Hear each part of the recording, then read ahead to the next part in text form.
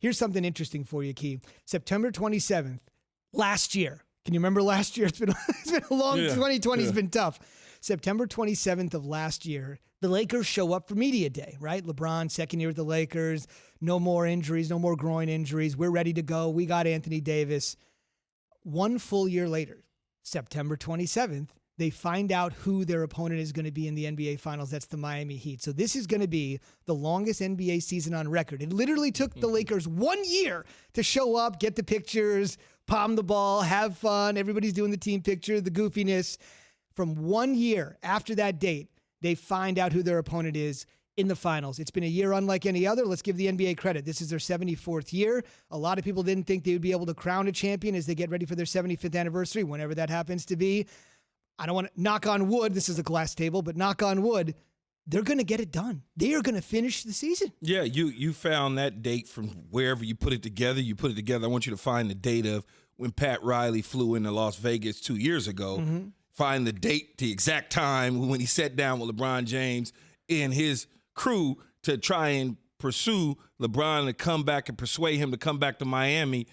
And look now, 2 years later or 2 seasons later, he'll get a chance to see his team face LeBron in a championship. LeBron decided not to go back to Miami, instead do something different, which join the Lakers.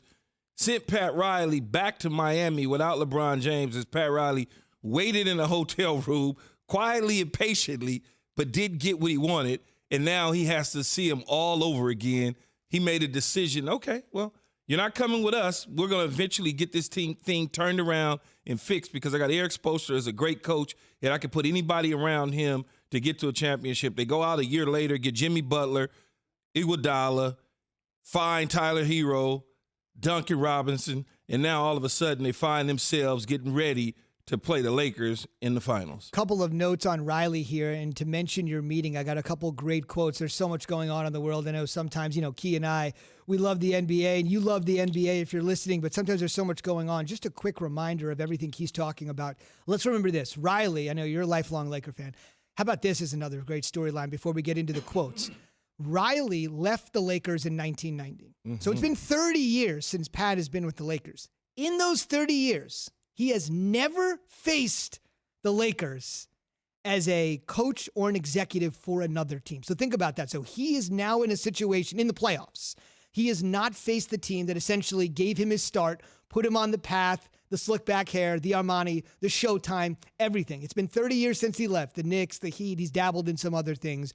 This is going to be the first time he's going to see the Lakers on the other end. To Key's point, that famous meeting between LeBron and Pat Riley, in which essentially LeBron stiffed him. Let's be honest. Yeah, I didn't want to say that, but yeah.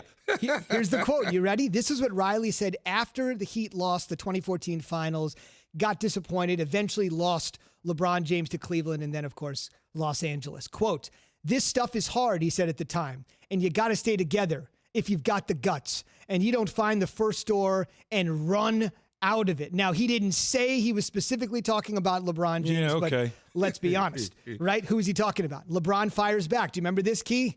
After he left Miami, this is LeBron, quote, towards the 2016 championship, making history with the Cavs. Quote, "When I decided to leave Miami, I'm not going to name any names. I can't do that. But there were some people that I trusted and built relationships with in those 4 years who told me I was making the biggest mistake of my career." Again, this time around, he's not mentioning Riley, but I mean, who do you think he's talking about? Wednesday night's going to be unbelievable. No, it is. And this is a subplot, right? If there wasn't a LeBron and a Pat Riley to talk about and build this thing, and it was just a Miami Heat, Laker type situation, you would be like, okay, the Lakers boring, because you can't find there's no real interesting conversation. Now we got Riley, LeBron, Jimmy Butler, Eric Spoelstra. So you kind of put all that together and you can have a real media conversation and drum it up. The music behind the backdrop, all of those sort of things is what's going to make this series really exciting. Not just the fact that you got two great basketball teams going up against each other. Naturally, if Boston would have made it, that was easy, right? Boston Lakers, that's easy. It's like, oh, Boston Lakers is easy. One has 17 championships. The others have 16. There's history. We can go back and we could find B-roll of Bill Russell and Jerry West, and bring it all the way forward.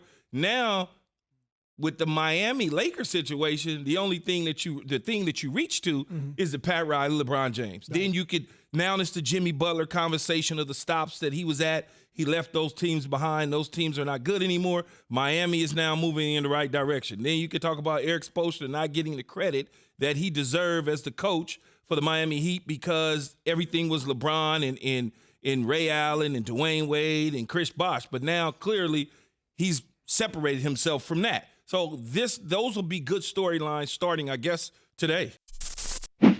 Thanks for watching ESPN on YouTube. For live streaming sports and premium content, subscribe to ESPN Plus right now.